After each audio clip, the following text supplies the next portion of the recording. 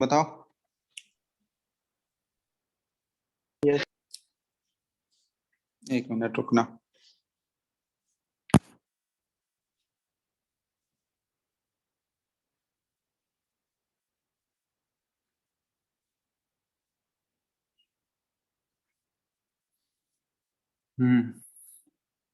चलो we are starting with mole concept. तो mole concept में हम लोग स्टोक्योमेट्रिक कैलकुलेशंस के बारे में आज पढ़ने वाले हैं। Stoichiometric calculations. अब स्टोक्योमेट्रिक कैलकुलेशन, स्टोक्योमेट्रिक इससे रिलेटेड होता है। जैसे बैलेंस्ड केमिकल इक्वेशन जब तुम लोग लिखते हो तो उसमें जो कोफिशिएंट्स आता है ना, वो कोफिशिएंट एक्चुअली में स्टोक्योमेट्री कहलाता है। ठीक है, तो स्टोक्योमेट्रिक को जब हम लोग रिलेट करते हैं, एक जैसे मान लो किसी भी रिएक्शन में एक रिएक्टेंट होता है और प्रोडक्ट होता है। ठीक है, रिएक्टेंट्स और प्रोडक्ट्स को जब हमको रिलेट करना है, ठीक है, मोल मोल के थ्रू, उसके बेसिक मोल्स के थ्रू हम लोग रिलेट करते हैं, तो उसको हम लोग स्टोक्योमेट्रिक कैलकुलेशन बोलेंगे। तो यहाँ पे सबसे पहला जो स्टोक्योमेट्रिक कैलकुलेशन करने के लिए सबसे फर्स्ट मेथड जो हम लोग पढ़ने वाले हैं ये है मोल मोल एनालिसिस एनालिसिस। ठीक है, तो मोल से मोल को हम लोग एनालाइज करते हैं। तो इसमें देखो कैसे होता है। जैसे मान लो फॉर एग्जांपल हम लिख रहे हैं, जैसे कंबशन ऑफ मीथेन का अगर हम रिएक्शन लिखें, तो बताओ तो जल्दी से, कंबशन ऑफ मीथेन का इक्वेशन क्या आ जाएगा, फटाफट बोलना। CH4 plus O2 gives CO2. CH4 gas plus O2 CO2 plus H2O plus NH. हाँ, CO2 plus H2O plus heat energy. ठीक है, तो हीट से मतलब नहीं है हम लोगों को, हम लोग रिएक्टेंट्स और प्रोडक्ट से कंसर्न है। तो CH2 प्लस O2 ये दोनों रिएक्टेंट हो गए और CO2 प्लस H2O इस रिएक्शन के लिए प्रोडक्ट हो गया। अब सबसे पहले इसको फर्दर इसको बैलेंस करो, जल्दी से इसको बैलेंस करके बताओ क्या है, कोफिशिएंट्स क्या क्या आएंगे, जल्दी जल्दी बताओ।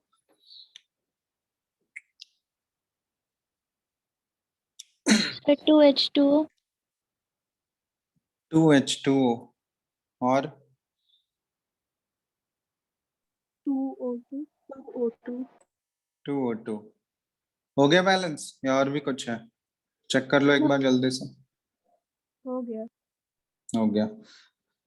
अब यहाँ पे देखो मोल मोल एनालिसिस हम लोग कैसे इसमें अप्लाई करते हैं। तो मोल मोल एनालिसिस में क्या है, यहाँ पे इसके कोफिशिएंट से कंपेयर करोगे तो यहाँ पे कुछ भी कोफिशिएंट नहीं है। यहाँ पे मतलब क्या है, अगर कोई भी नंबर मेंशन नहीं किया हुआ तो अंडरस्टूड है कि वहां पे 1 है। CO2 के आगे भी कुछ नहीं है तो यहाँ पे 1 है। तो यहाँ पे अगर हमको रिलेट करके बताना है तो रिलेट कर सकते हैं हम लोग। यहाँ पे ये बोल सकते हैं कि रिएक्टेंट्स के टर्म में अगर हम लोग बोलें तो इसमें बेसिकली मोल मोल को कैसे रिलेट करेंगे, तो जो भी कोफिशिएंट उसका होता है ना, उसको हम लोग मोल की तरह ट्रीट कर लेते हैं। तो यहाँ पे इस केस में हम लोग बोल सकते हैं कि 1 mole of CH4 reacts with, 1 mole of CH4 जो है ये रिएक्ट करता है 2 मोल्स ऑफ O2 के साथ, 2 मोल ऑफ O2 के साथ रिएक्ट करता है टू फॉर्म या टू गिव, क्या होगा बताओ, 1 mole of CO2. CO2 and 2 moles of Water. Water. तो यही हुआ मोल मोल एनालिसिस। हम लोग एक कोफिशिएंट को हम लोग मोल की तरह ट्रीट करते हैं और किसी एक सब्सटेंस का जो भी मोल आएगा उसको दूसरे सब्सटेंस से हम लोग इसको रिलेट करते हैं उसके स्टोइकियोमेट्रिक कोफिशिएंट के बेसिस पर। ठीक है, अब इसी को देखो बहुत जगह देखोगे मोल को हम लोग मास के फॉर्म में कन्वर्ट कर सकते हैं, मास मास एनालिसिस भी कर सकते हैं। तो इसको डायरेक्ट हम लोग मास के टर्म में नहीं बोल सकते हैं कि जैसे मोल में हम लोग 1 मोल CH4 और 2 मोल O2 लिए ना, उसी तरह हम लोग ऐसा नहीं बोल सकते कि 1 ग्राम CH4 जो है वो रिएक्ट करेगा 2 ग्राम O2 के साथ, वैसा नहीं बोल सकते हैं। तो मोल मोल एनालिसिस से ही इसको हम लोग मास में कन्वर्ट करते हैं। तो मास में कन्वर्ट करेंगे तो देखो जैसे ये मोल वाला जो स्टेटमेंट है ना, इसी को हम लोग मास में बदलेंगे। तो यहाँ पे देखो 1 mole of CH4 reacts with 2 mole of O2 to give 1 mole of CO2 and 2 moles of H2O। अब यहाँ बताना, अगर 1 मोल CH4 लिए हैं तो 1 मोल CH4 का मास कितना हो जाएगा, बता सकते हो तुम लोग? CH4 के 1 मोल का मास कितना होगा? 16 ग्राम 16 ग्राम। 16 ग्राम। हाँ, तो हम लोग यहाँ पे लिख सकते हैं कि 16 gram of CH4 reacts with, ठीक है, मास के टर्म में अब हम लोग लिख रहे हैं, ये 2 मोल्स ऑफ O2 है, तो 2 मोल्स ऑफ O2 का मास कितना हो जाएगा? 1 मोल ऑफ O2 का मास कितना होता है? 32। 32। तो 2 मोल का कितना हो जाएगा? 64। 64। तो यहाँ पे लिख दे रहे हैं 2 इंटू 32 ग्राम, ठीक है, ये समझ जाना तुम लोग। 2 इंटू 32 ग्राम ऑफ O2 इसके साथ रिएक्ट कर रहा है to give 1 mole of CO2। तो 1 मोल ऑफ CO2 का मास कितना हो जाएगा, बता सकते हो? 44। 40 ठीक है, तो ये हो गया 44 gram of CO2 and 2 moles of H2O है, तो H2O के 1 मोल का मास 18। 18, तो ये क्या हो जाएगा? 2 इंटू 18 ग्राम लिख दें, तो 2 इंटू 18 ग्राम ऑफ H2O। तो यही हुआ, ये हम लोग मास, ये देखो मास के टर्म में लिखे, मोल्स को हम लोग पहले मोल के टर्म में लिख लोगे, फिर फर्दर उस मोल को हम लोग क्या करते हैं, मास के टर्म में ऐसे कन्वर्ट करते हैं। तो ये है, अब इसको यूज करके हम लोग स्टोक्योमेट्रिक कैलकुलेशंस करते हैं, मतलब न्यूमेरिकल्स आते हैं, इसी को यूज करके हम लोग न्यूमेरिकल्स इससे आगे फर्दर सॉल्व करते हैं। ये बात समझ में आया पहले सबको, कैसे कंपेयर करना है, रिलेट कैसे करना है स्टोक्योमेट्रिक कोफिशिएंट्स के बेसिस पे। Yes, जब sir. भी हमको मोल मोल एनालिसिस अप्लाई करना है तो यहाँ पे एक कंडीशन हमेशा ध्यान रखना, ये कंडीशन हमेशा रहता है कि हमको बैलेंस्ड केमिकल इक्वेशन पता होना चाहिए, तभी हम लोग मोल मोल एनालिसिस कर सकते हैं। तो इसके लिए रिएक्शन को बैलेंस करना सबसे मस्ट है, क्योंकि जब तक रिएक्शन बैलेंस्ड फॉर्म में नहीं होगा तब तक हम लोग इसको रिलेट नहीं कर पाएंगे, या फिर मोल मोल एनालिसिस हम लोग अप्लाई नहीं कर पाएंगे। बात समझ में आ गया? सिंपल सा ये चीज है। कोई डाउट है इसमें? अब इसके क्वेश्चंस हम लोग करेंगे, बताओ। अर्पित, हेलो, यस सर हेलो, आवाज आ रहा है? Yes sir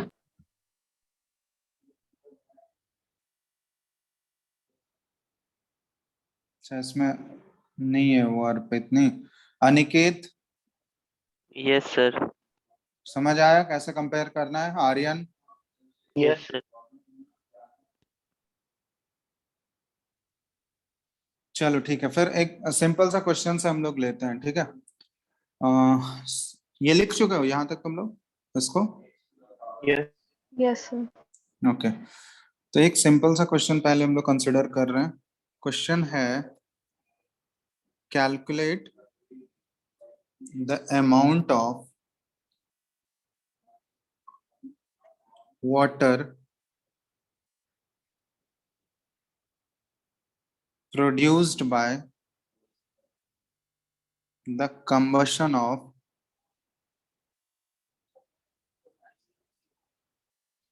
16 gram of methane. ठीक है, एक क्वेश्चन हम बता रहे हैं पहले कैसे करना है, उसके बाद तुम लोग खुद ट्राई करना।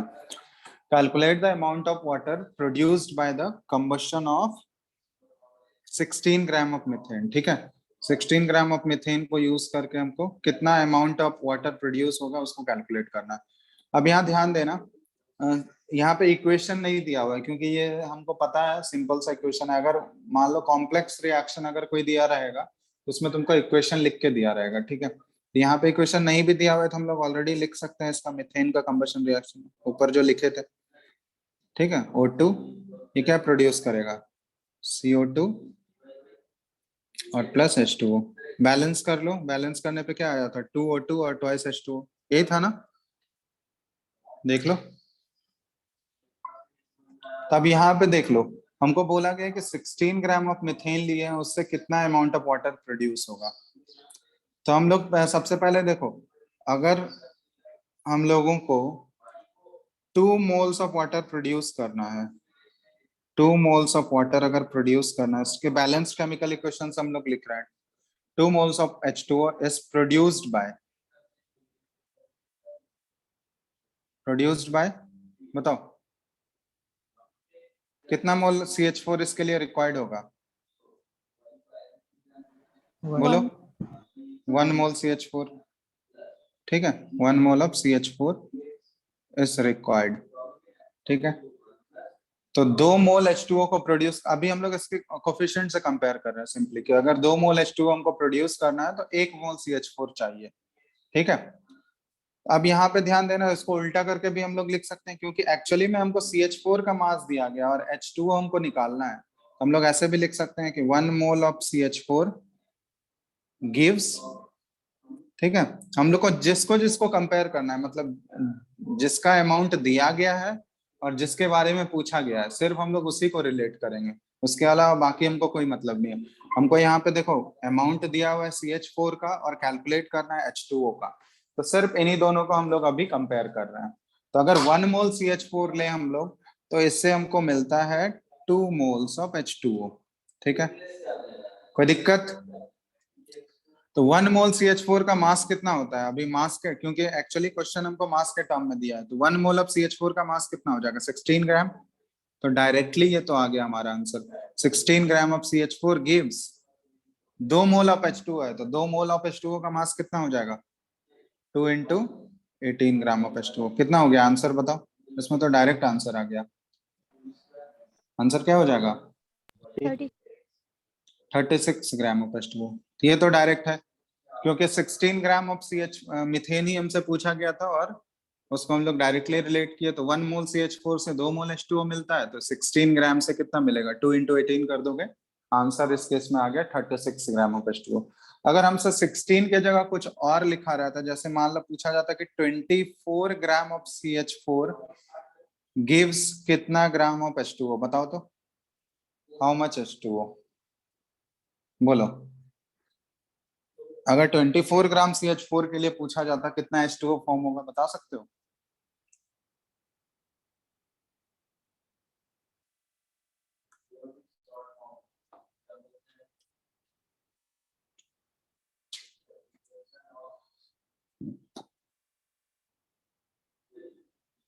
बोलो बोलो जल्दी।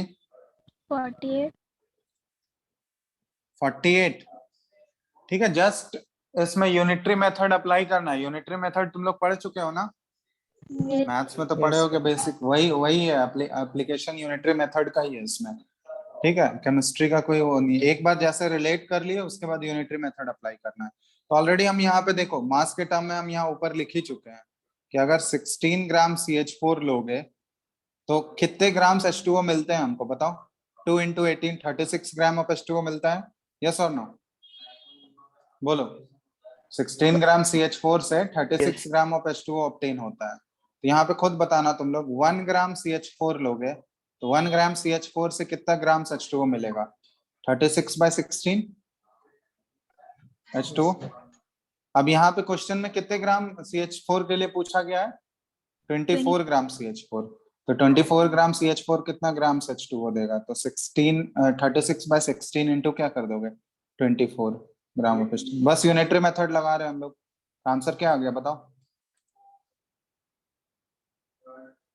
54 ग्राम। नहीं, कितने टाइम्स चला जाएगा? 4 4 जा 16, या 6 टाइम्स। कितना हो गया आंसर? 9 इंटू 6 कर दोगे, 54 ग्राम ऑफ H2O हो गया ना। 48 कैसे आया था? कौन बोला था 48? 54 आ रहा है ना? Yes sir. आया तो सिंपली यूनिटरी मेथड अप्लाई करना है, ठीक है। पहले मोल के टर्म में लिख लो, अगर मोल के टर्म में डायरेक्टली पूछा गया तब तो उसी से आंसर दे सकते हो तुम लोग। अगर मास के टर्म में पूछा गया तो मोल को मास में कन्वर्ट कर लो, मास के फॉर्म में लिख लो, उसके बाद हम लोग यूनिटरी मेथड अप्लाई कर देंगे। देख लो एक बार, किसी को भी इसमें कोई डाउट है तो पूछ लो, क्योंकि अभी नेक्स्ट क्वेश्चन देंगे वो तुम लोगों को खुद बनाना है। कोई डाउट है किसी को? Divyangi, no sir. Aniket, no Ujjwal? Sir. No sir. चलो, तो ये समझ अगर आ गया तुम लोग को, तो फिर एक क्वेश्चन दे रहे हैं, इसका आंसर बताना फटाफट। क्वेश्चन लिखते जाओ जल्दी से साथ में। क्वेश्चन है how many moles of methane, ठीक है, मिथेन से ही रिलेटेड है। हाउ मेनी, क्वेश्चन अच्छे से समझना, ठीक है। How many moles of methane are required to produce 22 gram of CO2 gas after combustion. चलो फटाफट बताओ तो, how many moles of methane are required to produce 22 gram of CO2 after combustion?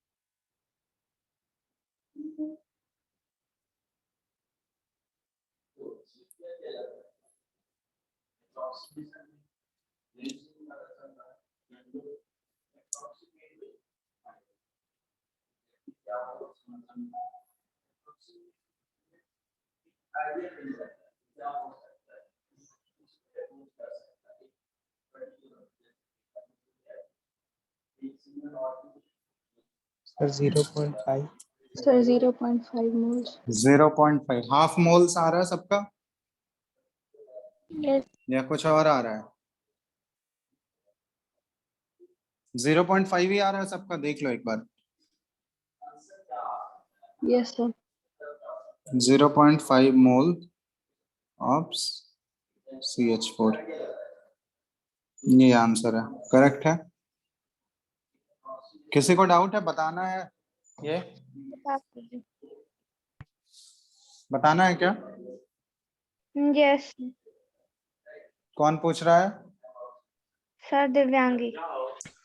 चलो ठीक है, डिस्कस कर लेते हैं।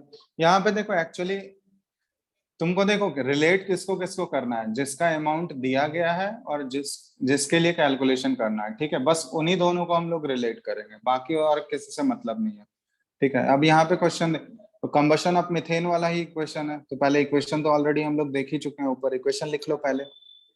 CH4 gas plus twice O2 gas, balance form में लिख रहे हैं हम, ये क्या प्रोड्यूस करेगा? CO2 गैस और प्लस ट्वाइस H2O, यही है बैलेंस फॉर्म में। अब यहाँ पे देखो रिलेट किसको किसको करना है, हम लोगों को CO2 और मीथेन, क्योंकि इन्हीं दोनों के लिए हम लोगों को पूछा गया है। तो अब यहाँ पे देखो क्या दिया गया है कि 22 ग्राम CO2 को प्रोड्यूस करने के लिए कितने ग्राम मीथेन का रिक्वायरमेंट होगा। तो यहाँ पे हम लोग देखो CO2 और मीथेन को रिलेट करेंगे। तो अब मोल मोल एनालिसिस अगर करोगे, ठीक है, तो हम लोग लिख सकते हैं यहाँ पे कि 1 mole of CO2 is produced by, 1 mole of CO2 को अगर प्रोड्यूस करना है तो कितना मोल्स मीथेन का चाहिए हमको, बताओ तो। 1 mole. 1 मोल ऑफ मीथेन चाहिए, ठीक है। अब मास के टर्म में लिख लेते हैं हम लोग, 1 मोल CO2 के लिए 1 मोल मीथेन चाहिए, तो 1 मोल CO2 का मास हो गया 44 ग्राम। तो 44 ग्राम ऑफ CO2 को प्रोड्यूस करने के लिए मीथेन कितना चाहिए, कितना ग्राम चाहिए मीथेन? 3 ग्राम। 16 ग्राम CH4 चाहिए। अब यहाँ पे देखो हम लोग देख लेते हैं, एक्चुअली 44 ग्राम के लिए 16 ग्राम मीथेन चाहिए। क्वेश्चन में हम लोगों को पूछा गया है कि 22 ग्राम अगर हम लोग CO2 लें तो उससे कितना मीथेन प्रोड्यूस होगा। तो 22 ग्राम CO2 के लिए कितना मीथेन रिक्वायर्ड होगा, बताओ। पहले मास कैलकुलेट कर लेते हैं हम लोग। तो मास क्या हो जाएगा, 16/44 इंटू 22, इतना ही होगा। Yes sir. ये कितना हो गया, ये देखो 2 टाइम्स कट गया, ये 8 ग्राम ऑफ CH4 हो गया। मतलब अगर 22 ग्राम CO2 ऑब्टेन करना है तो हमको CH4 कितना चाहिए, 8 ग्राम्स चाहिए। क्लियर है? Yes sir. तो 8 ये हमारा मास के टर्म में आया है। क्वेश्चन में देखो, क्वेश्चन में किसके टर्म में पूछा गया है, मोल्स ऑफ मीथेन के टर्म में। तो अगर हमको मास उसका पता चल चुका है, मीथेन का मास 8 ग्राम चाहिए, तो रिक्वायर्ड मोल्स हम लोग नहीं निकाल सकते हैं। रिक्वायर्ड मोल्स क्या हो जाएगा, required moles of CH4 given mass divided by molar mass, yes और नो। यही तो फॉर्मूला यूज करते हैं हम लोग मोल्स निकालने के लिए। कोई दिक्कत? गिवन मास है 8 ग्राम और मोलर मास कितना होता है CH4 का? 16। 16 ग्राम पर मोल। तो आंसर क्या आ जाएगा? 8/16 मतलब 0.5 मोल हो जाएगा ना? यस और नो? Yes, sir. तो अगर हमको मास के टर्म में ही पूछा जाता तब तो हम लोग 8 ग्राम तक ही आंसर छोड़ देते, क्योंकि यहाँ पे मोल्स के टर्म में पूछा गया है, तो इसलिए उस मास को हमको मोल्स में बदलना पड़ा। तो जिस दो सब्सटेंसेस के बारे में, मतलब जिसके बारे में इंफॉर्मेशन दिया रहेगा और जिसके लिए कैलकुलेट करना है, बस उन्हीं दोनों को रिलेट करना है। समझ में आया? बस हम लोग स्टोइकियोमेट्रिक कोफिशिएंट्स में उन्हीं दोनों के लिए कंपैरिजन इक्वेशन लिख लेंगे और उसको फिर फर्दर हम लोग रिलेट करके सॉल्व कर लेंगे। कोई दिक्कत? बताओ, कोई प्रॉब्लम है इसमें? No sir. आप समझ आ गया सबको? Yes sir. Yes, sir. चलो, तो ये हुआ सिंपल मोल मोल एनालिसिस। अब इसमें क्या होता है ना, एक टर्म आता है जिसको हम लोग बोलते हैं लिमिटिंग रिएजेंट। लिमिटिंग रिएजेंट, ठीक है? लिमिटिंग रिएजेंट, या फिर बहुत जगह देखोगे लिमिटिंग रिएक्टेंट लिखा हुआ है। अब ये एक्चुअली क्या होता है, जैसे मान लो A + B रिएक्ट करके बना रहा है C, ठीक है? इसमें A और B जो है हमारा रिएक्टेंट है और C जो है प्रोडक्ट है। ये रिएक्टेंट्स हैं और ये हमारा प्रोडक्ट है, ठीक है? अब जैसे मान लो यहाँ पे हम बैलेंस कर लिए A+2B इस फॉर्म में दिया हुआ है, तब यहाँ पे अगर रिलेट करोगे तो A और B का मान लो कुछ कुछ हमको दिया हुआ है पहले से। A का कुछ ग्राम दिया हुआ है, B का कुछ ग्राम दिया हुआ है। अब जब A और B आपस में रिएक्ट करेंगे C प्रोड्यूस करने के लिए, तो रिएक्टेंट्स इक्वल अमाउंट में थोड़ी ना रिएक्ट करते हैं। समझ रहे हो बात? जैसे A जितना कंज्यूम हो रहा होगा, B जरूरी नहीं है कि B भी सेम ही अमाउंट में कंज्यूम हो रहा हो, ठीक है?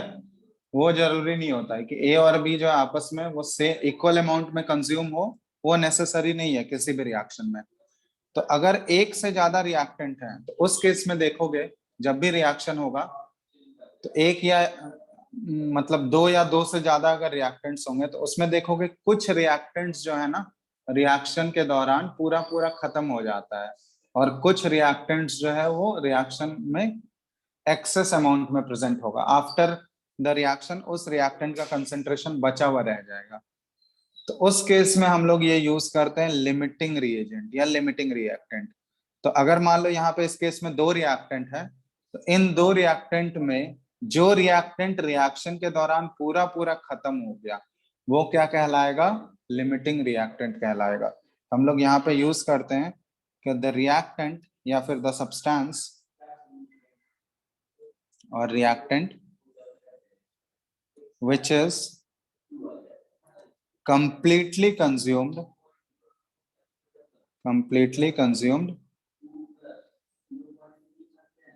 during the chemical reaction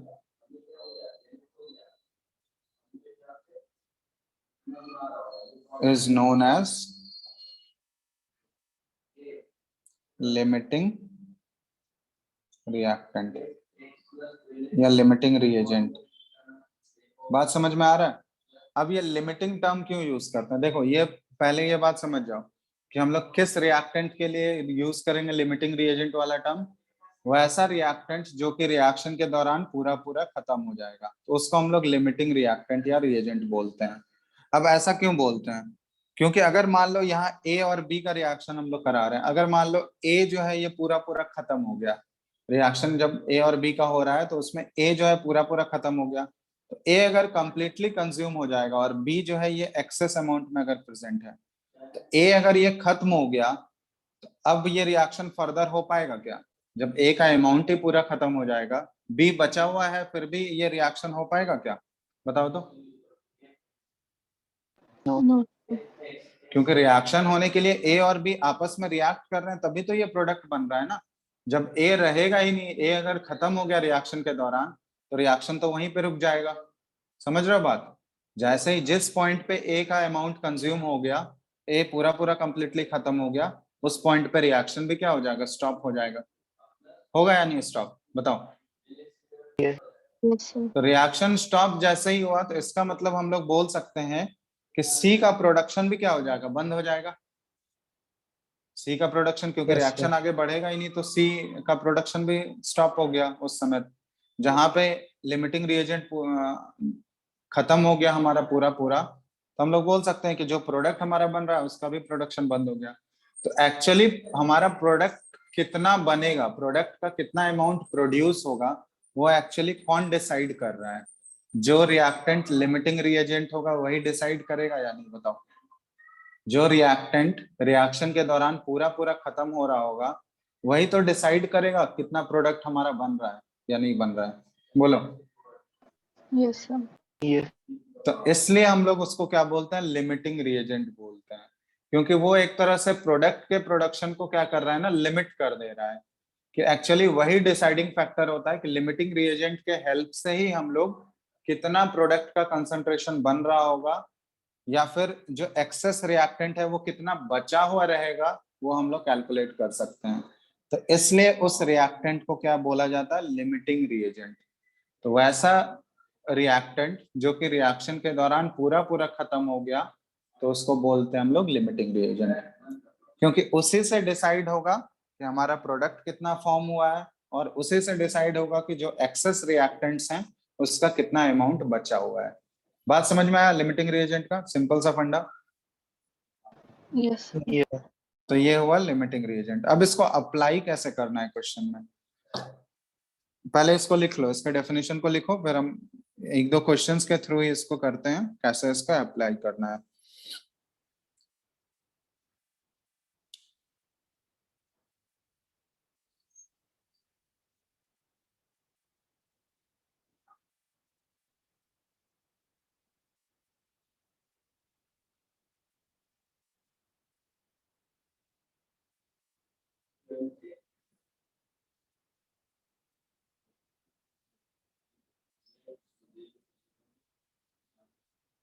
हो गया? Yes, sir. Yes, sir. Okay, चलो अब इसको देखते हैं कैसे इसको अप्लाई करना है। तो सिंपल सा, जैसे हम लोग पहले लेते हैं कुछ कुछ क्वेश्चंस, एक क्वेश्चन के थ्रू ही हम लोग समझते हैं। जैसे एक क्वेश्चन है मेरे पास,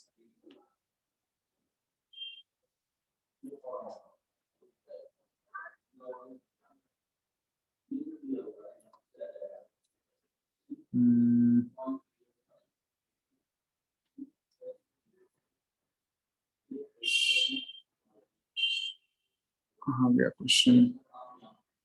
ठीक है, चलो यहाँ देखो। जैसे ये क्वेश्चन है, एक रिएक्शन दिया हुआ है हमको, फॉर द रिएक्शन है 2p + Q, ठीक है, और ये बना रहा है R, और यहाँ पे दिया हुआ है इस रिएक्शन के लिए 8 mole of P and 5 mole of Q will produce, ठीक है। हमारे पास 4 ऑप्शंस हैं। फर्स्ट ऑप्शन है हमारा ये 8 mole of R, option number 2 है 5 मोल ऑफ R, ऑप्शन 3 है 4 mole of R, and option 4th है 13 मोल ऑफ R। अब इसको निकालना है कि R का एक्चुअली में कितना मोल्स प्रोड्यूस हो रहा होगा। अब इस क्वेश्चन को एक बार अच्छे से देखना तुम लोग, ठीक है, कि कैसे इसमें लिमिटिंग रिएजेंट वाला हम लोग कॉन्सेप्ट अप्लाई करेंगे। क्वेश्चन लिख लियो पहले तुम लोग। Yes, sir. चलो, अब हमारे पास जो बैलेंस इक्वेशन दिया हुआ है वो हम लोग पहले लिख ले रहे हैं। बैलेंस इक्वेशन क्या दिया हुआ है हमारे पास, 2p + Q, और ये बना रहा है R, ठीक है। अब यहाँ पे देखना, अगर हम लोग कंपेयर कर रहे हैं तो पहले हम लोग स्टोइकियोमेट्रिक कोएफिशिएंट से रिलेट करते हैं, मोल मोल एनालिसिस करते हैं। तो हमको P और Q का कुछ कुछ मोल्स हमको पहले से दिया गया है, 8 मोल P का दिया गया है, 5 मोल Q का दिया गया। अब इन दोनों में से हमको डिसाइड करना है कि P और Q, ये जो दो रिएक्टेंट गिवन है, इन दोनों में लिमिटिंग रिएक्टेंट कौन सा होगा, क्योंकि जो भी लिमिटिंग रिएक्टेंट होगा उसी से तो ये डिसाइड होगा कि आर कितना फॉर्म हो रहा होगा। ठीक है, डायरेक्टली तो हम लोग बता नहीं सकते हैं, सबसे पहले लिमिटिंग रिएजेंट ही निकालना होगा। तो उसको निकालने के लिए देखो हम लोग कैसे कैलकुलेट करेंगे। तो सबसे पहले स्टोइकियोमेट्रिक कोफिशिएंट से रिलेट करके लिखो मोल मोल एनालिसिस कि 2 मोल पी जो है, 2 moles of P reacts with कितने मोल ऑफ क्यू के साथ रिएक्ट करता है बताओ? 1 1 मोल ऑफ क्यू, मतलब 2 मोल ऑफ पी जो है उसके लिए, उसको अगर रिएक्शन करना है तो उसके लिए रिक्वायर्ड मोल्स कितना चाहिए, क्यू का 1 मोल चाहिए। यहाँ हम लोग कोफिशिएंट से कंपेयर कर रहे हैं, तो 2 मोल पी के लिए 1 मोल क्यू चाहिए। तो 1 मोल पी के लिए कितना क्यू चाहिए होगा बताओ? 1/2 मोल ऑफ क्यू। समझ रहे हो बात? 2 के लिए अगर 1 चाहिए तो 1 मोल पी के लिए कितना मोल्स ऑफ क्यू रिक्वायर्ड होगा? 1/2। Yes sir. अब क्वेश्चन में देखो P का कितना मोल्स गिवन है, क्वेश्चन में देखो तो P का कितना मोल दिया गया है? 8 मोल्स। तो अगर 8 मोल्स ऑफ P के लिए हम लोग निकालें, 8 moles of P reacts with कितना मोल ऑफ Q होगा बताओ? 1 के लिए 1/2 चाहिए, तो 8 के लिए क्या हो जाएगा? 1/2 इंटू 8 मोल Q। तो 1/2 इंटू 8 ये कितना हो जाएगा? 4 मोल ऑफ Q चाहिए। यस और नो? बताओ जल्दी से। Yes.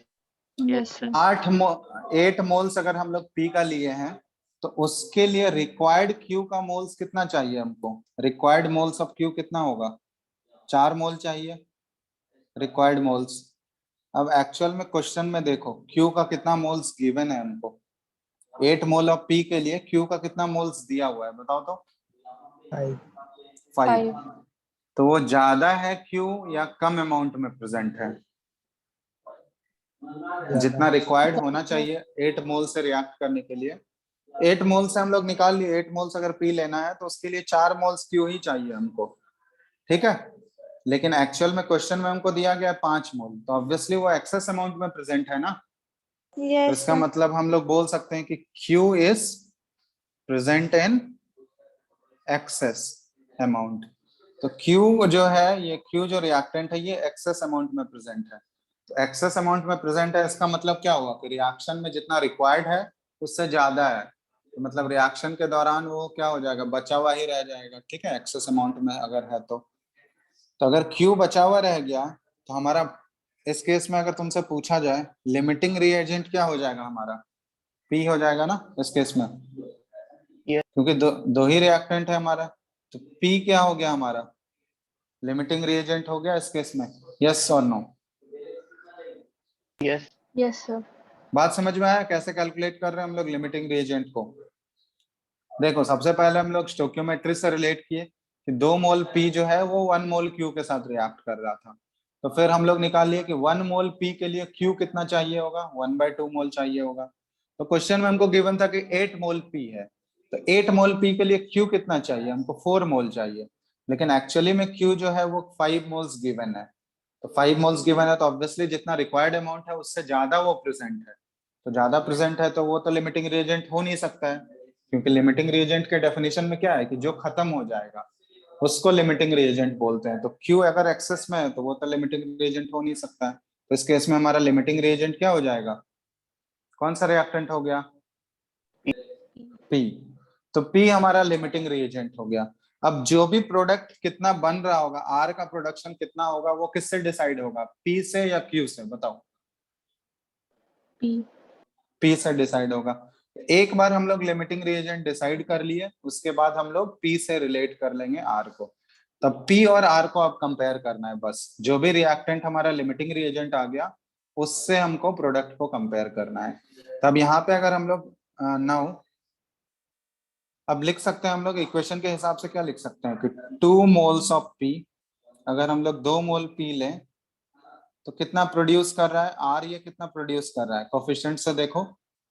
2 मोल पी लोगे तो आर कितना प्रोड्यूस हो रहा है? 1 mole of R, 1 mole R ये प्रोड्यूस कर रहा है। तो इसका मतलब अगर हम लोग क्वेश्चन में हमको कितने मोल्स पी दिए गए हैं बताओ? क्वेश्चन में कितना मोल्स पी का दिया गया है? 8. 8। तो 2 के लिए अगर 1 मोल चाहिए तो 8 मोल्स ऑफ पी प्रोड्यूसर्स हम लोग क्या लिख सकते हैं, 1/2 इंटू क्या, 8 मोल ऑफ आर होगा। यस और नो? Yes. आंसर क्या हो जाएगा, 4 मोल ऑफ आर। समझ आया? Yes, sir. Yes. तो इसमें ऑप्शन कौन सा करेक्ट है? 1. Third. 3. ऑप्शन थर्ड हो गया ना, 4 मोल्स ऑफ आर प्रोड्यूस हो रहा है। समझ आया कैसे करना है इस टाइप के क्वेश्चन? अगर रिएक्टेंट का कंसंट्रेशन या मोल्स तुमको पहले से दिया है तो उन दोनों, अगर मान लो 2 रिएक्टेंट्स है तो उसमें पहले डिसाइड करना होगा हमको कि लिमिटिंग रिएजेंट कौन सा होगा। एक बार लिमिटिंग रिएजेंट हम लोग डिसाइड कर लिए, उसके बाद ही हम लोग प्रोडक्ट का कंसंट्रेशन निकाल सकते हैं। समझ में आया? तो सबसे पहला कंडीशन क्या होगा इसमें, लिमिटिंग रिएजेंट फाइंड आउट करना है हमको। लिमिटिंग रिएजेंट एक बार फाइंड आउट हो गया, उसके बाद हम लोग प्रोडक्ट के अमाउंट को कैलकुलेट कर सकते हैं। कोई दिक्कत? No, sir. तो लिमिटिंग रिएजेंट को कैसे अप्लाई करना है समझ आया क्वेश्चन में? अब यहाँ पे देखो ऐसे भी पूछा जा सकता है कि जैसे कितना मोल्स आर प्रोड्यूस, अगर ये पूछा गया तुमसे कि कितना मोल्स ऑफ क्यू बचा हुआ रहेगा, ये बता सकते हो, क्योंकि क्यू हमको पता है कि एक्सेस अमाउंट में प्रेजेंट है, ठीक है? तो कितना मोल्स ऑफ क्यू बचा हुआ रह जाएगा बता सकते हो? 1 mole. हाँ, moles of Q left unreacted. तो हम लोग यहाँ पे आसानी से कैलकुलेट कर सकते हैं, क्योंकि देखो यहाँ पे हम लोग ऑलरेडी निकाल ही चुके हैं 8 मोल ऑफ पी के लिए, रिएक्शन के लिए कितना रिक्वायर्ड मोल्स कितना है क्यू का, 4 ही मोल रिक्वायर्ड है। लेकिन क्वेश्चन में हमको गिवन कितने मोल्स है, 5 मोल्स, मतलब 1 मोल क्यू क्या होगा, वो बचा हुआ रह जाएगा। तो 5 - 4, ये मतलब 1 मोल ऑफ क्यू जो है ये अनरिएक्टेड बचा हुआ रह जाएगा। ठीक है? Yes. Yes, sir. अब अप्लाई कर लोगे, अब कोई क्वेश्चन देंगे सॉल्व कर लोगे लिमिटिंग रिएजेंट को अप्लाई करके? Yes. Yes, sir. चलो अच्छी बात है, ठीक है। तो हम दे रहे हैं क्वेश्चन।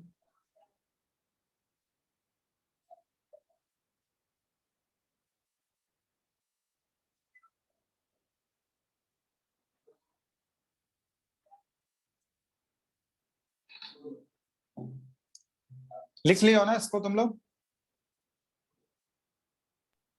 Yes sir. लिख चुके हो? Sir.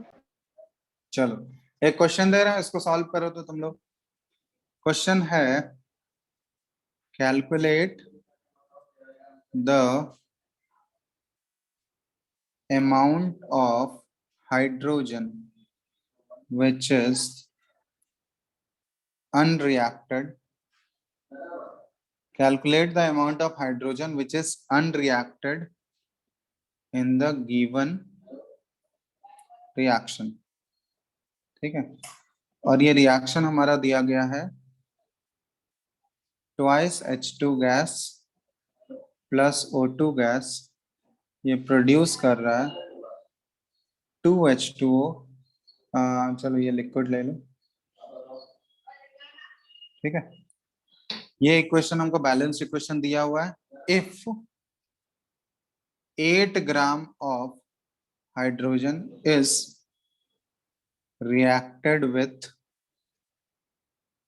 16 ग्राम ऑफ O2, ठीक है, ये क्वेश्चन है। अब 4 ऑप्शंस इसके गिवन है। Option A 3 gram, option B 6 gram, option C 1 gram and option D 4 gram. चलो ये 4 ऑप्शंस है, अब इसमें से कैलकुलेट करना है। क्वेश्चन एक बार अच्छे से देख लो। पूछा गया calculate the amount of hydrogen which is unreacted in the given reaction.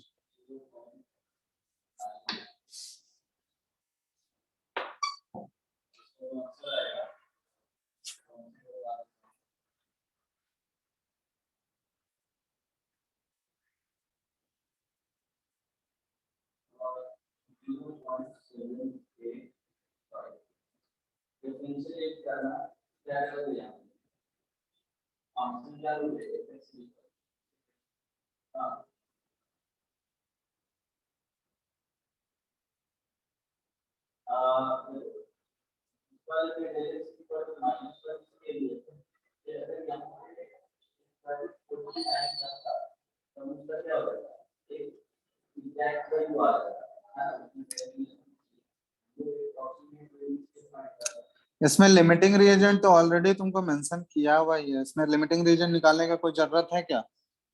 ये बताओ तो, क्वेश्चन अगर अच्छे से पढ़ोगे लिमिटिंग रिएजेंट निकालने का कोई जरूरत है या नहीं? No, No, sir. sir. क्योंकि ऑलरेडी तुमको दिया हुआ है, दो ही रिएक्टेंट है, एक हाइड्रोजन है दूसरा ऑक्सीजन है। क्वेश्चन एक बार अच्छे से पढ़ोगे तुमको पता चल ही रहा है कि हाइड्रोजन जो है वो अनरिएक्टेड बचा हुआ है, तो ऑब्वियसली हाइड्रोजन एक्सेस अमाउंट में प्रेजेंट होगा, तो वो तो लिमिटिंग रिएजेंट हो नहीं सकता है। तो इस केस में लिमिटिंग रिएजेंट क्या हो जाएगा हमारा? क्या हो जाएगा बताओ? ऑक्सीजन। Oxygen. ऑक्सीजन। तो लिमिटिंग रिएजेंट के लिए तो कैलकुलेशन करना ही नहीं है, लिमिटिंग रिएजेंट डायरेक्ट हमको आ गया है, तो वो ऑक्सीजन ही लिमिटिंग रिएजेंट है। ठीक है, फर्दर रिलेट करके बताओ आप।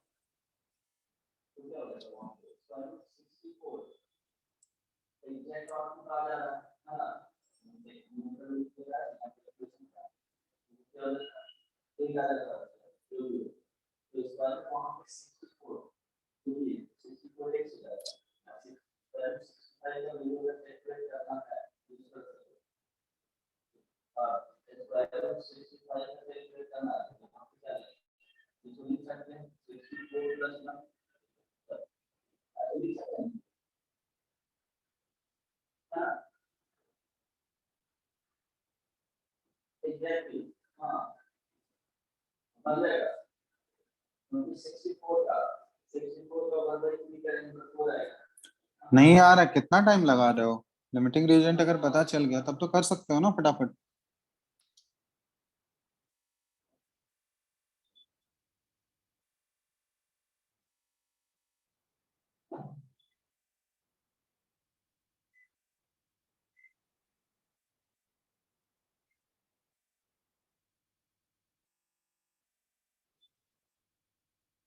Sir, 4 gram. क्या?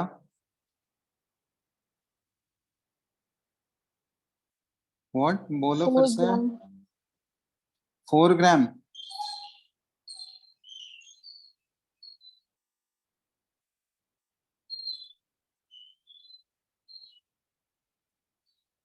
बाकी लोग इतना टाइम लगाओगे?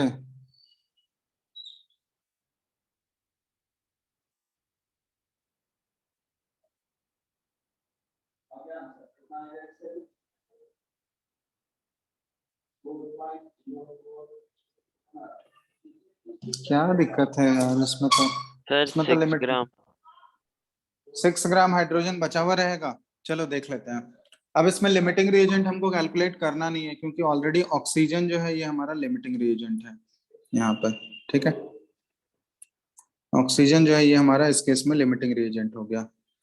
अब ऑक्सीजन लिमिटिंग रिएजेंट है तो हाइड्रोजन कितना बचा हुआ रहेगा वो हम लोग ऑक्सीजन से ही रिलेट करेंगे। तो मोल्स से देखो, पहले एनालिसिस करो कि 1 mole of O2, 1 mole of O2 कितने मोल्स हाइड्रोजन के साथ रिएक्ट करता है? 2 मोल ऑफ हाइड्रोजन, यस और नो? Yes, sir. तो 1 मोल O2 का मास क्या हो जाएगा? 32 ग्राम ऑफ O2। ये रिएक्ट कर रहा है हाइड्रोजन के साथ, तो 2 मोल हाइड्रोजन, मतलब 2 मोल हाइड्रोजन का मास क्या हो जाएगा? 2 इंटू 2 ग्राम ऑफ हाइड्रोजन। कोई दिक्कत नहीं है? No, sir. अब क्वेश्चन में देखो कितने ग्राम्स ऑफ ऑक्सीजन दिए गए हैं।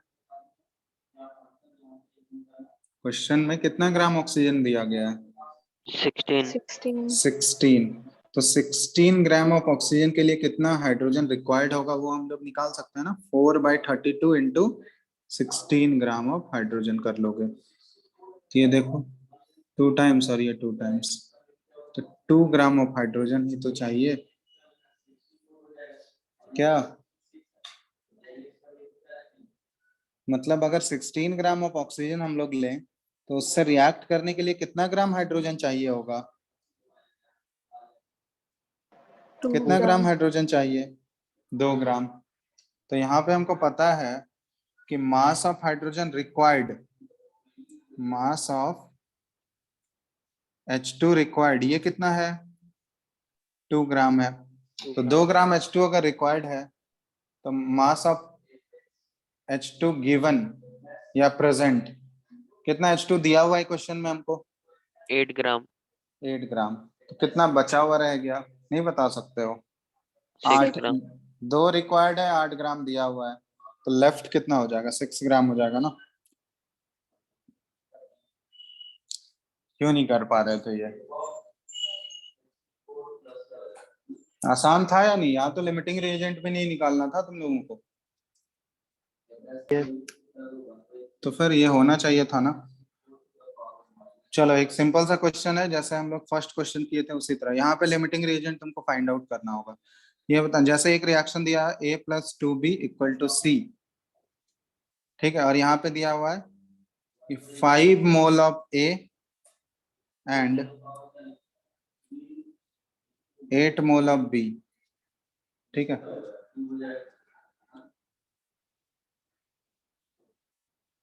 चलो इसको थोड़ा सा मॉडिफिकेशन कर देते हैं, यहाँ पे हम कर देते हैं 3A+2B, C दिया हुआ है, 5 mole of A and 8 mole of B will produce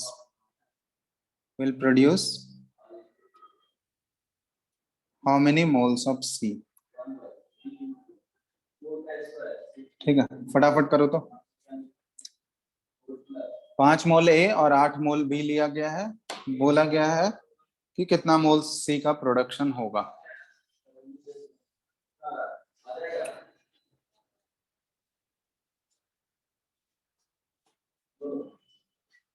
अब इसमें लिमिटिंग रिएजेंट निकालना पड़ेगा या नहीं?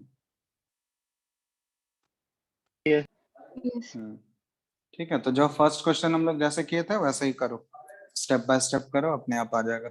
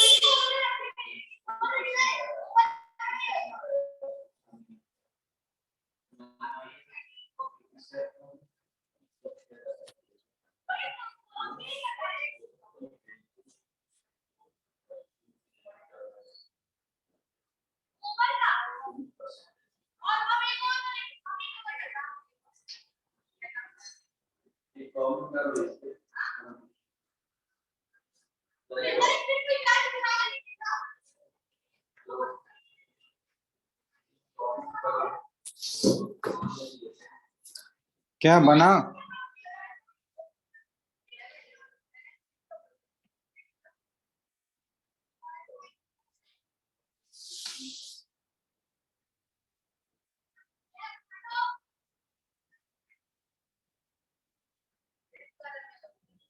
हेलो,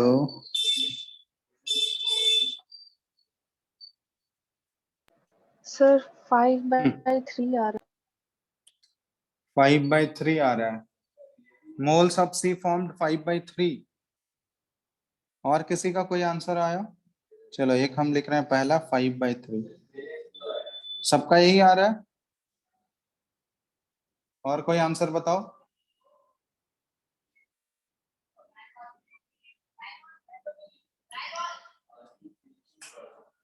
बोलो जल्दी जल्दी, कितना टाइम लगा रहे हो।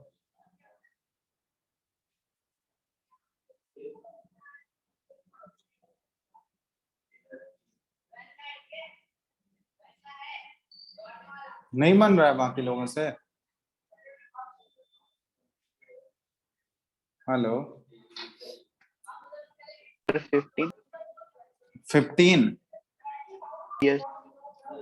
15 ऑप्शन नंबर 2 15। और बोलो कोई। Sir, 15/3. तीसरा है 15/3। और फोर्थ। 4 ऑप्शन तुम ही लोग बना दो फिर। फोर्थ क्या है और बताओ कोई।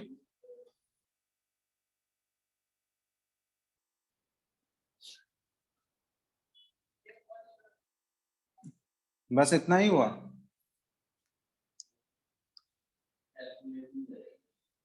और किसी का कोई आंसर। Sir response 7/3. कितना 17/3. हुआ। 17/3। चलो 4 ऑप्शंस बन गए। अब इसमें से बताओ तो, जो जो नहीं आंसर बताया उसका कौन सा आ रहा है इन चारों में से। 5/3. 5/3। 5/3 को सबसे ज्यादा नंबर ऑफ वोट्स मिल रहा है। और कोई बताओ।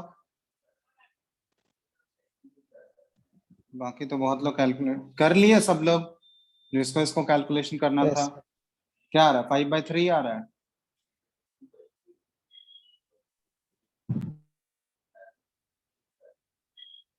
चलो हम चेक करते हैं। ठीक है। क्वेश्चन लिमिटिंग रिएजेंट कौन सा आया तुम लोगों का, ये बता दो, ए या B. A.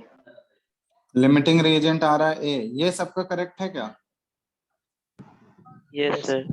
Yes, sir. Limit जब ये करेक्ट हो गया तो फिर आंसर में इतना वेरिएशन क्यों आ रहा है। मेन तो दिक्कत यही निकालने में है। चलो अब देखो, लिमिटिंग हम शुरू से करते हैं। लिमिटिंग रिएजेंट पहले आइडेंटिफाई कैसे करेंगे, तो स्टोकियोमेट्रिक कोफिशिएंट से कंपेयर करो। 3 मोल्स ऑफ ए जो है ये रिएक्ट करता है कितने मोल्स ऑफ बी के साथ, 2 मोल्स ऑफ बी। ठीक है, कोफिशिएंट्स हम लोग कंपेयर कर रहे हैं। 3 moles of A react with 2 moles of B. हम लोग यहाँ पे लिख सकते हैं क्वेश्चन में कितने मोल्स ऑफ ए दिए गए हैं। क्वेश्चन में ए का कितना मोल दिया गया है 5. 5. 5। तो 5 मोल्स, यूनिटरी मेथड हम लगा रहे हैं डायरेक्ट कि 3 मोल्स ऑफ ए के लिए अगर 2 मोल बी चाहिए तो 5 मोल ए के लिए क्या चाहिए 2/3 इंटू 5। इतना मोल्स ऑफ बी चाहिए होगा, तो ये कितना हो गया 10/3 मोल्स। 10/3 मोल बी इतना रिक्वायर्ड है। तो रिक्वायर्ड मोल ऑफ बी ये चाहिए हमको 10/3। और गिवन कितना है मोल ऑफ बी, गिवन कितना है 8. 8. 8 मोल। तो ऑब्वियसली यहाँ पे साफ साफ दिख रहा है कि बी क्या है, बहुत ही ज्यादा एक्सेस में है ना। 10/3 ही मेरे को चाहिए होगा, तो 10/3 कितना आएगा 3.33 हो जाएगा ना, 3.33 मोल हो जाएगा ये। और ये 8 मोल गिवन है, तो ऑब्वियसली बी बहुत ही ज्यादा है, ये एक्सेस अमाउंट में प्रेजेंट है, एक्सेस। तो अगर ये एक्सेस है तो लिमिटिंग रिएजेंट हमारा इस केस में क्या हो गया ए। जो भी प्रोडक्ट बनेगा वो ए से डिसाइड होगा। अब ए से डिसाइड होगा तो हम लोग लिख सकते हैं कि 3 मोल्स ऑफ ए, ये तो तुम लोग का करेक्ट था लिमिटिंग रिएजेंट वाला। 3 मोल्स ऑफ ए जो है ये कितना मोल ऑफ सी प्रोड्यूस करता है 1 मोल ऑफ सी। यस और no. Yes, sir. yes, Yes, sir. तो यहाँ पे डायरेक्टली हम लोग नहीं बोल सकते हैं कि 5 मोल्स ऑफ ए अगर लिखेंगे हम लोग, क्योंकि क्वेश्चन में हमको ए का 5 मोल से दिया हुआ है ना। तो जो भी सी प्रोड्यूस होगा वो ए से डिसाइड होगा। तो 3 मोल ए लेते हैं तो 1 मोल सी प्रोड्यूस होता है। तो 5 मोल ए लेंगे तो कितना मोल सी प्रोड्यूस होगा 1/3 इंटू 5 मोल सी। तो आंसर क्या हो गया 5/3 mole of C. Option number 1 correct है। कितने लोगों का आ रहा था ऑप्शन नंबर 1। Sir, मेरा one. बाकी लोग ये 15 ये कैसे आ गया? तो सिंपल सा, जब ये करेक्ट कर लिए तुम लोग लिमिटिंग रिएजेंट, मेन तो दिक्कत उसी में कैलकुलेट करने में है। एक बार वो कैलकुलेट हो गया तो उसके बाद तो डायरेक्ट हम लोग रिलेट कर सकते हैं ना। फिर क्यों गलत हुआ?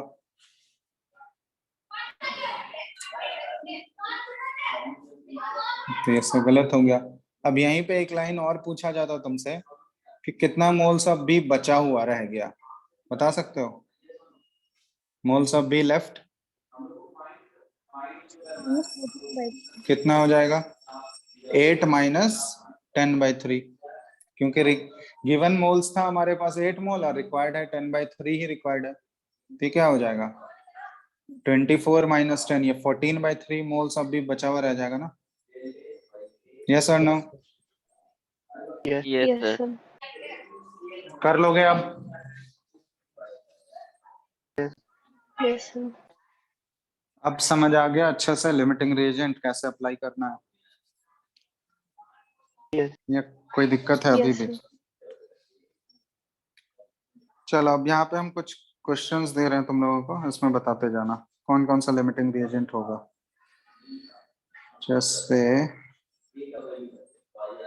एक रिएक्शन दिया हुआ है हमको, रिएक्शन है A+B2, ये मिलके बना रहा है AB2, ठीक है। इसमें आइडेंटिफाई करना है लिमिटिंग रिएजेंट को। Identify the limiting reagent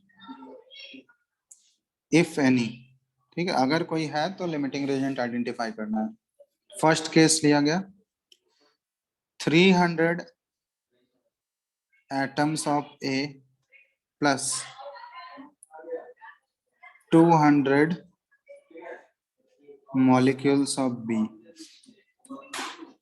second case है 2 mole A plus 3 mole B। Option 3 है। ये थर्ड केस है 100 atoms of A plus 100 molecules of B। 100 molecules of B।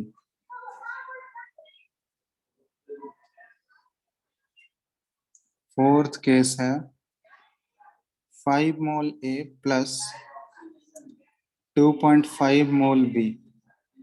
Fifth case है 2.5 mole A plus 5 mole B। फटाफट बोलते जाओ। Option 1 जो first case है उसमें बताओ कौन सा लिमिटिंग रिएजेंट होगा फर्स्ट केस में। रिएक्शन तुमको दिया गया है, कंपेयर करके बताओ।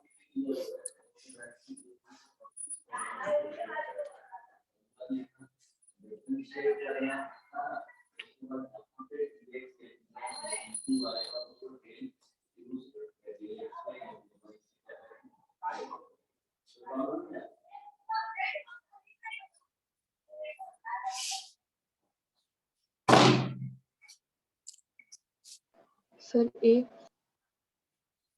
फर्स्ट केस में क्या होगा? ए लिमिटिंग रिएजेंट हो गया। अब देखो अगर Sir, एटम्स B. और बी, चलो देख लेते हैं इक्वेशन अच्छे से देखो। ए जो है ये एटॉमिक फॉर्म में और बी जो है ये B2 के फॉर्म में, मतलब ये क्या है? मॉलिक्यूल है ना, मॉलिक्यूलर फॉर्म में है ना। B2 हो गया तो मॉलिक्यूल हो गया वो। Yes, sir. तो यहाँ पे देखो कंपेयर अगर करेंगे तो ए का अगर एक एटम है तो वो बी के कितने मॉलिक्यूल से रिएक्ट कर रहा है बताओ। ए का एक एटम बी के कितने मॉलिक्यूल से रिएक्ट कर रहा है? 1:1 का रेशियो है ना। यहाँ पे कुछ नहीं है, यहाँ भी कुछ नहीं है। तो ए का एक एटम जो है हम लोग लिख सकते हैं यहाँ पे कि 1 एटम ऑफ ए ये जो है रिएक्ट कर रहा है 1 मॉलिक्यूल ऑफ बी से। 1 मॉलिक्यूल ऑफ बी। यस और नो? Yes. बताओ। Yes, sir. 200 एटम्स ऑफ ए के लिए कितना मॉलिक्यूल चाहिए होगा बी का बताओ। 200. 200 मॉलिक्यूल्स चाहिए होगा बी का। तो बी का अगर 200 मॉलिक्यूल्स चाहिए हमको, यहाँ पे गिवन कितना है बी का? 200 मॉलिक्यूल तो दिया हुआ ही है, समझ रहे हो बात? सर ए का 300। अच्छा सॉरी, ए का 300 दिया हुआ था ऑप्शन में, ठीक है। चलो चलो यहाँ पे गड़बड़ हो गया। तो ए का 300 एटम्स अगर होगा तो 300 एटम्स के लिए कितना मॉलिक्यूल्स चाहिए बी का? 300 मॉलिक्यूल ही चाहिए होगा ना। 1 एटम के लिए 1 मॉलिक्यूल बी का चाहिए, तो 300 एटम्स ऑफ ए के लिए कितने मॉलिक्यूल्स चाहिए बी के? 300 200 दिया हुआ कितना मॉलिक्यूल्स है? 200 200।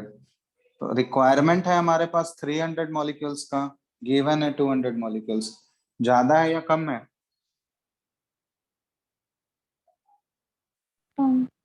कम। तो इसमें अगर ये रिएक्शन होगा तो पहले कौन खत्म हो जाएगा, ए या बी, बताओ? B B. तो इस केस में आंसर क्या हो जाएगा हमारा? लिमिटिंग रिएजेंट क्या हो गया? B2 हो जाएगा ना इस केस में, यस फर्स्ट वाले केस में। समझ रहे हो बात? तो Yes, फर्स्ट sir. वाला केस में लिमिटिंग रिएजेंट B2, क्योंकि रिक्वायरमेंट हमारा कितना मॉलिक्यूल्स का था? 300 मॉलिक्यूल्स का था, लेकिन क्वेश्चन में हमको अवेलेबल कितने हैं? 200 मॉलिक्यूल्स ही अवेलेबल है, तो इसका मतलब B2 हो गया लिमिटिंग रिएजेंट। सेकंड केस में बताओ। A ए अब यहाँ मोल से कंपेयर करना है, तो ये देखो मोल मोल एनालिसिस करोगे तो ये 1:1 का है। 1 mole A reacts with 1 mole of B, ये मॉलिक्यूल के फॉर्म में है। 1 मोल ऑफ ए रिएक्ट कर रहा है 1 मोल ऑफ बी से, तो 2 मोल ए लोगे तो इसके लिए रिक्वायरमेंट क्या होगा? 2 मोल अगर ए लेंगे तो उसके लिए रिक्वायरमेंट बी का कितना होगा? 2 मोल ही होगा ना। Yes, sir. Yes sir. yes sir question में दिया हुआ है 3 मोल, तो ये ऑब्वियसली जितना रिक्वायर्ड है उससे तो ज्यादा प्रेजेंट है, मतलब बी इस केस में एक्सेस में हो जाएगा। तो इस केस में लिमिटिंग रिएजेंट हमारा क्या हो जाएगा सेकंड केस में? ए A ए। चलो थर्ड केस में बताओ।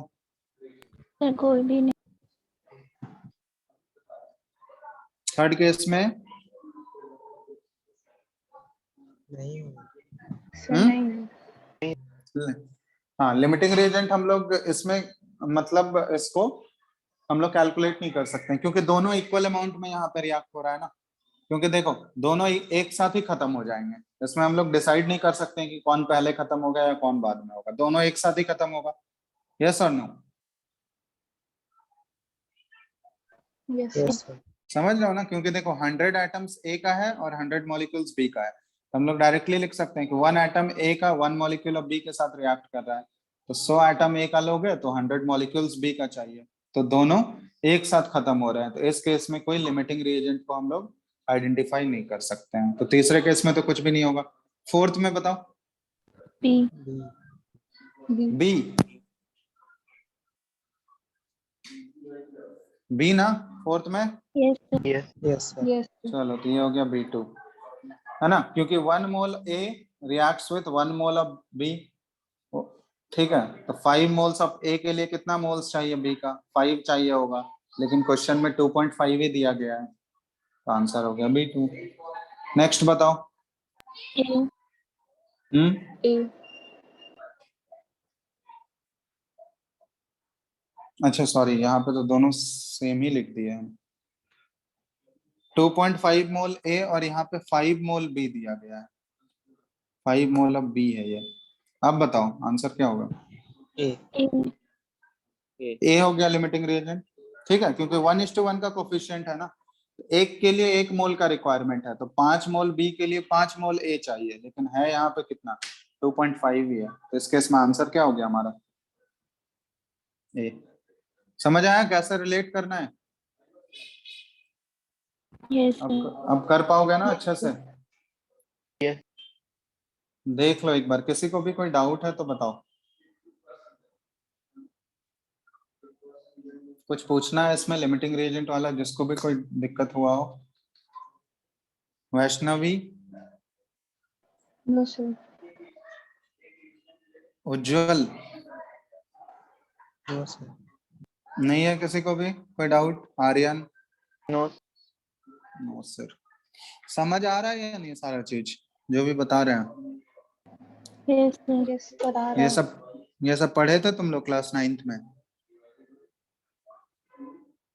No, sir.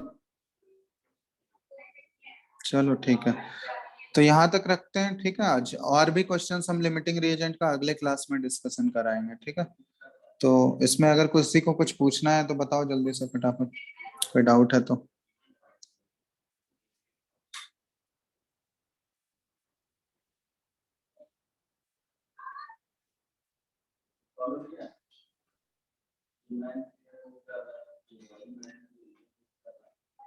देख लो एक बार, किसी को कुछ पूछना है इसमें? No, sir. सबको समझ आ गया? Yes, sir. यस चलो Yes. चलो फिर, तो और भी क्वेश्चंस लिमिटिंग रिएजेंट वाला फिर हम लोग अगले क्लास में करेंगे, फिर आगे अगला टॉपिक और भी स्टार्ट करेंगे इसमें, ठीक है। तो तुम लोग एक बार एनसीईआरटी से क्वेश्चन सब ट्राई कर लेना, लिमिटिंग रिएजेंट वाले क्वेश्चन सब। एनसीईआरटी का है ना, एनसीईआरटी बुक है तुम्हारे पास? सबके पास है एनसीईआरटी के बुक 11th का? Yes, sir. Yes. यस नहीं है तो एनसीईआरटी का उस- इस चैप्टर का पीडीएफ डाउनलोड कर लेना। तुम लोग नेट पे करोगे तो वो पीडीएफ मिल जाता है ना, तो पीडीएफ डाउनलोड कर लेना और पीडीएफ से ट्राई करना तुम लोग ये बैलेंस केमिकल इक्वेशन से रिलेटेड या फिर स्टोइकियोमेट्रिक कैलकुलेशन से रिलेटेड और लिमिटिंग रिएजेंट से रिलेटेड क्वेश्चंस अगर मिलेंगे तो ट्राई कर सकते हो तुम लोग, ठीक है। उसके बाद अगले क्लास में तुम लोग को शायद हम एक शीट देंगे, ठीक है, सॉल्व करने के लिए, ठीक है। नेक्स्ट क्लास जब भी लगेगा तो एक शीट दे देंगे प्रैक्टिस करने के लिए, ठीक है। तो एक क्लास Yes, और sir. होने दो, उसके बाद हम शीट प्रोवाइड करवा देंगे तुम, ठीक है। Yes. चलो Yes, अभी sir. और कुछ पूछना है इसमें किसी को? अगर नहीं समझ आया तो बताओ। कुछ पूछना है किसी को?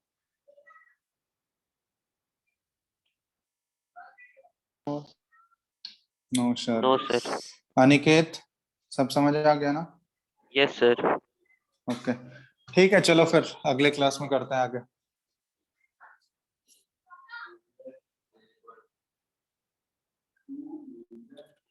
ठीक है, आज एंड कर रहे हैं, बाकी टॉपिक्स नेक्स्ट क्लास में करते हैं।